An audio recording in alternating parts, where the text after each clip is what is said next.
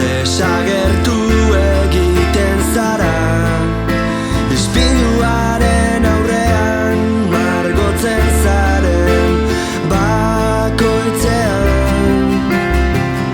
Orduan zeu zara izpide, zeu zara laudorio, ez duzu parekorik.